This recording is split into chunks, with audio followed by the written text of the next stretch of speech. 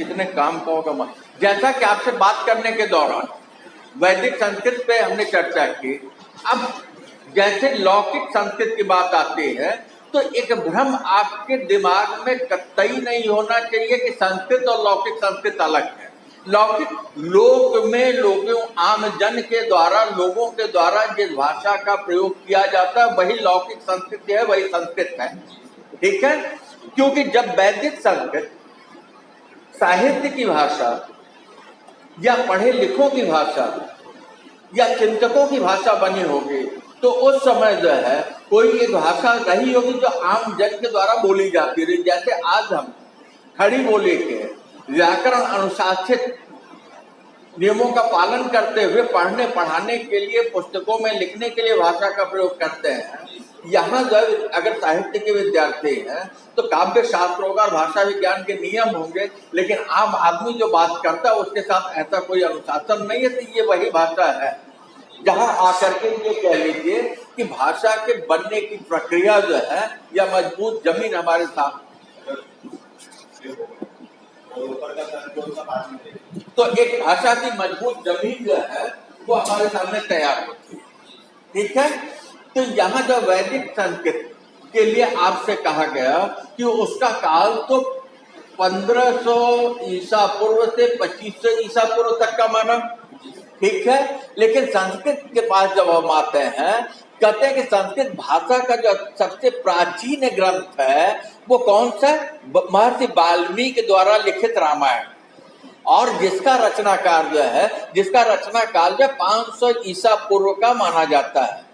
ईसा के 500 साल पहले, मतलब अगर जो है वाल्मीकि रामायण कब रचित हुआ, लिखा कब गया, तो बड़े आराम से हम कह सकते हैं कि वाल्मीकि रामायण का रचना काल जो आज से 2500 साल पहले है कि नहीं, 500 ईसा पूर्व का माना जाता है।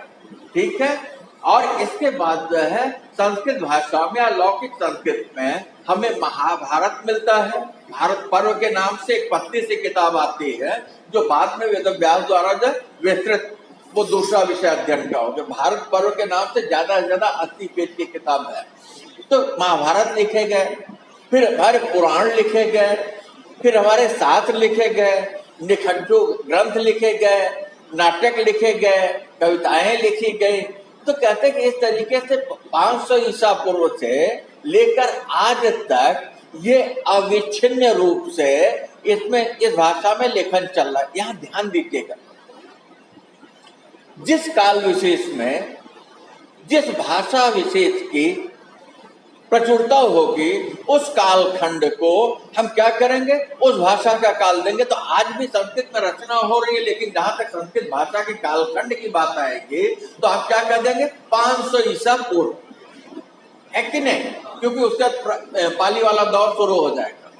तो यहाँ आपसे यही बात कही जा रही है कि अब हमारे पास ये कह लीजिए कि वो भाषा है जो विश्व की प्राचीन भाषाओं का भाषा परिवार है, भारूपीय भाषा परिवार, है कि नहीं। तो विश्व की प्रमुख भाषाओं में जो भारूपीय भाषा परिवार, भारूपीय मतलब भारत यूरोपीय भाषा परिवार, ठीक है, मतलब यूरोप महाद्वीप से लेकर के ये पूरा जो भारतीय प्रायद्वीप, भारत को देश में भारतीय प्रायद्वीप के रूप में जाना जाता रहा है, ये एक भाषा परिवार का है।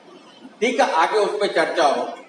तो वैदिक संस्कृत के पास हमारे पास कितनी ध्वनियां थी? 52 ध्वनियां थी। लेकिन जब हम लौकिक संस्कृत के पास आते हैं तो हमारे पास क्या हो गई, 48 ध्वनियां हो गई। तो ये 4 ध्वनियां जो है वो लुप्त हो गई। तो अब एक बड़ा प्रश्न है कि आखिर जो वो कौन सी लुप्त हुई? तो वैदिक संस्कृत पढ़ाते समय ही आपसे मैंने कहा था ल और ल, है कि नहीं, ये लुप्त हो गए। जिह्वा मूली और मध्यमा मूली, जिसके लिए हमने आपसे कहा था 2 लकीर और बिंदे, क्या हुआ, ये जो है क्या हो गए, ये लुप्त हो गए। अब सवाल इस बात का है कि अगर लुप्त हुई तो उसकी जगह आया क्या? कहते जिह्वा मूली और मध्यमा मूली के स्थान पर जो है विसर्ग का प्रयोग होने लगा।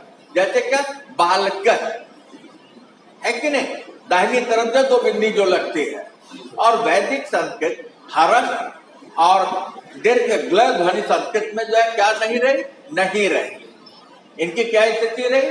और भाषा शास्त्रियों ने ये कहा कि 5 जो नासिक ध्वनियां थी, अब नासिक जिसको आप कहते हैं वो कौन है? वो है ङ, य, अण। तो न तो कहते हैं कि ये ध्वनियां में से कुल 3 है।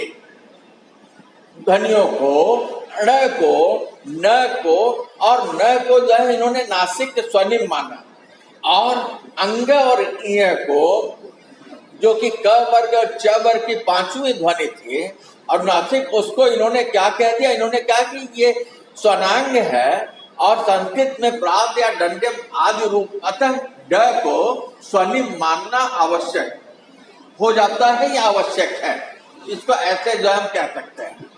और संस्कृत भाषा में री स्वर का प्रयोग केवल जो है क्लिप धातु में मिलता है, इसके अलावा और कहीं नहीं मिलता है। ठीक है, अब इसके बाद हम आगे और चलते हैं। तो भाषा शास्त्रियों ने री, री और री को ये स्वतंत्र स्वर नहीं मानते। देखिए, हम ऊपर बातें करने के दौरान जो वैदिक संस्कृत में अ, आ, ई, उ, तो यहाँ जो री, री, रे, तो री गायब हुआ था, है कि नहीं? ऊपर आपको बता दिया। और इसके बाद इन्होंने कहा कि ऐसा है कि ये जो री और रे है, ये क्या है? ये स्वर नहीं है कि नहीं? इन्होंने कहा कि ऐसा है कि इनकी जो रचना हुई है र और ल के मिलने से हुई है, ऐसी स्थिति में इसे स्वनांत के रूप में मानते हैं। ठीक है, तो उच्चारण की दृष्टि से ए ओ का उच्चारण जो है संयुक्त स्वरों के समान न होकर के मूल स्वर के रूप में होने लगा था। ये क्या हो गया? आपसे अगर प्रश्न पूछा जाएगा कि वैदिक संस्कृत क्या है, उसकी सामान्य विशेषताएं क्या है, लौकिक संस्कृत क्या है, उसकी सामान्य विशेषताएं क्या, तो बड़े आराम से आप इस बात को जो है बता सकते हैं। ठीक है, तो एक तरीके से यहां जो है वैदिक संस्कृत का ही विकसित रूप हम जो है लौकिक संस्कृत को मान सकते हैं, या वैदिक संस्कृत का विकसित रूप है लौकिक संस्कृत है, क्योंकि वैदिक संस्कृत में जो अनेक रूपता थी, वैदिक संस्कृत में जो विविधता थी, यहाँ आकर के क्या हुई? समाप्त हुई। न्यून मतलब होता है कम होना, समाप्त हुई। और इसी काल में हमारे सामने महर्षि पाणिनि का अष्टाध्यायी आता है। इस तरीके से ये कह लें कि व्याकरणिक नियमों की एक व्यवस्था हुई, और पाणिनि के व्याकरण ने क्या किया कि अब ध्वनियों का या शब्दों का जो है शुद्ध रूप उच्चारण करने के लिए एक नियम दिया। तो क्या हुआ? शब्दों का जो परिष्कार हुआ, उसमें जो सुधार हुआ। ठीक है, तो इस तरीके से शब्द रूपों में, धातु रूपों में जो वैकल्पिक व्यवस्था थी, यहाँ आकर के कम होने लगी। ठीक है, संधि नियमों में अनिवार्यता, वहां आपसे क्या कहा गया था कि संधि में शिथिलता थी, विविधता थी, लेकिन यहाँ वो भी नहीं हुआ, संधि अनिवार्य हो गया। फिर कहते हैं कि लेट लकार की जो चर्चा वहां प्रयोग होता था, संस्कृत भाषा में आकर के इसका अभाव हो गया, और भाषा में उदात्त आदि स्वरों का प्रयोग जो वो क्या हो गया? आकर के समाप्त हो गया। और कहते हैं कि कृत प्रत्यय आदि अनेक प्रत्ययों के स्थान पर केवल एक प्रत्यय का प्रयोग होने लगा। जैसे तुमर्थक के लिए 15 प्रत्ययों का प्रयोग वैदिक संस्कृत में होता था, लेकिन संस्कृत में आने के बाद जो है केवल जो है तुम का प्रयोग होने लगा।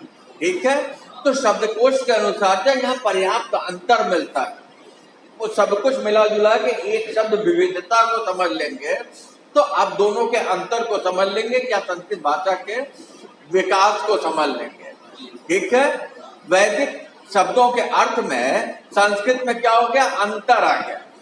ठीक है, बीच में वो छोड़ दिया क्योंकि शब्दों की व्याख्या है तो वो जानने की जरूरत नहीं। तो कहते हैं कि वो केवल रट के परीक्षा में लिख देना। कहते हैं कि वैदिक शब्दों के अर्थ में अंतर आ गया, ये महत्वपूर्ण है, क्योंकि वैदिक संस्कृत में पत मतलब होता था उड़ना, पेड़ से पत्ता गिरा है कि नहीं?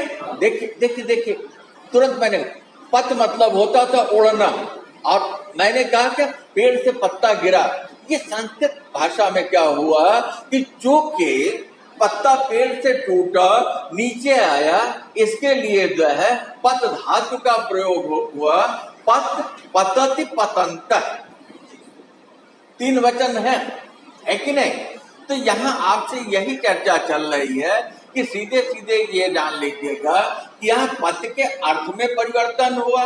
वैसे सह संस्कृत में जीतने के अर्थ में होता था, लेकिन यहाँ जब संस्कृत के पास आ गए तो यहाँ सीधे सीधे सहन करने के अर्थ में इसका प्रयोग होने लगा। ठीक है, अब आगे चर्चा चलती है कि स्वरों में ऋ के स्थान पर बलात्मक स्वर का प्रयोग होने लगा।